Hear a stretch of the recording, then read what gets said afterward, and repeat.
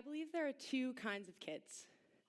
The first knows from a young age that they want to be a veterinarian when they grow up. But the second sees an injured bird that's hit their window and has an instinctual desire to nurse it back to health. The first kid may tell their parents that they want to be a lawyer when they grow up, but the second kid will not get up from the dinner table without an endless debate over their daily vegetable requirements. The first kid knows and says who they want to be when they grow up, but the second kid already is who they want to be. I happen to be the second kid. Innovation has been a part of my life for nearly all of it, but growing up, I called it duct tape. I had a business. My parents drove me door to door selling duct tape pens, wallets, bracelets, and even flip-flops. My mom taught me the importance of working hard, and my dad taught me the importance of passion, telling me that it was what made it work, not a death sentence.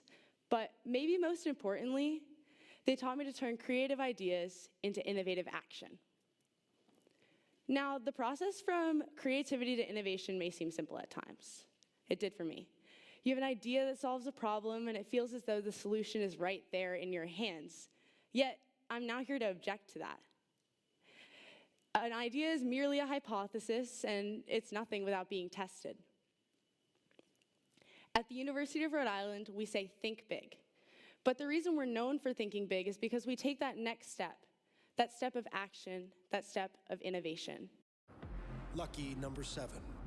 7 days of the week, 7 wonders of the world. Culture is shaped by 7s. Experience the redefining BMW 7 Series now. Grit, determination, perseverance, the actions are what make the difference between an idea and an innovation. I ran into 3 speed bumps when I was trying to go from creative idea to innovative action. I'm a student athlete, and when I applied to URI, I really had one focus, and it was rowing.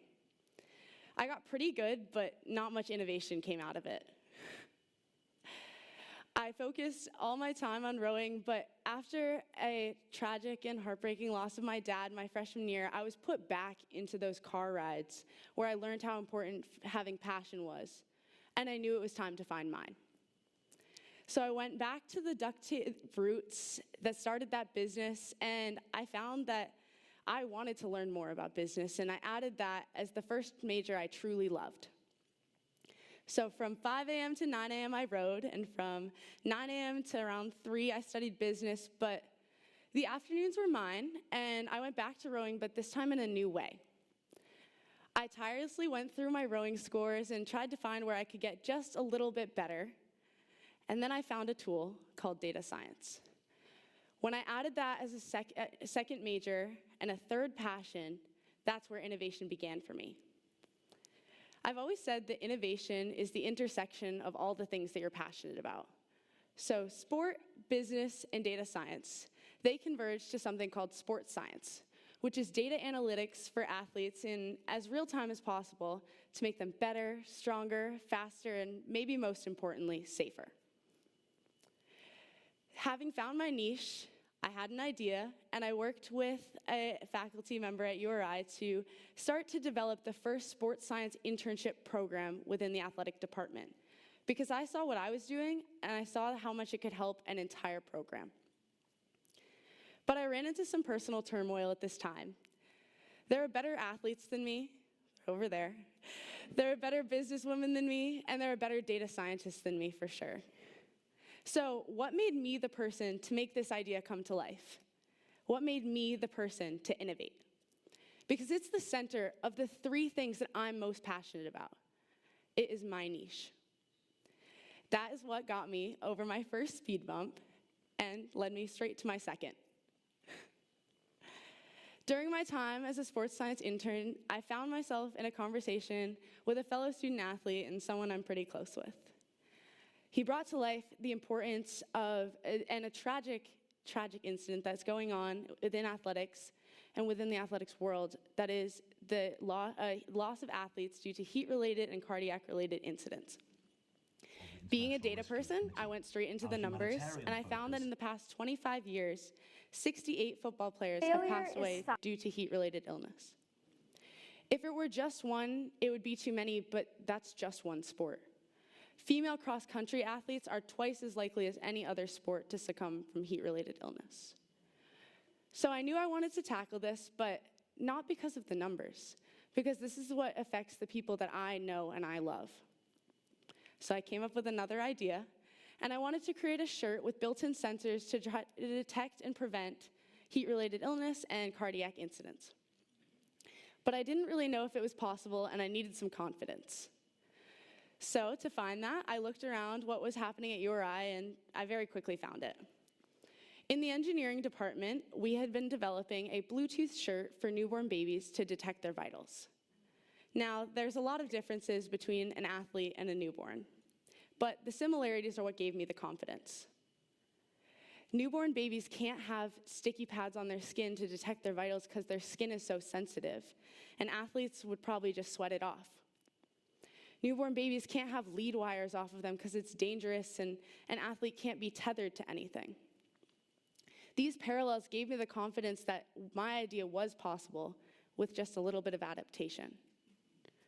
What I discovered is that innovating doesn't necessarily mean inventing. It doesn't mean coming up with something brand new. Sometimes innovation can happen best when you can come up with a new purpose for something that already exists. And that is what got me over my second speed bump. Now, my third speed bump was when I had to move from theoretical into actual. I had to actually take the first step of action, and I didn't know which direction to step. Me being me, I wrote a laundry list of all the things that I couldn't do myself, and it was rather long. I needed to adapt biomedical sensors, and I'm not an engineer.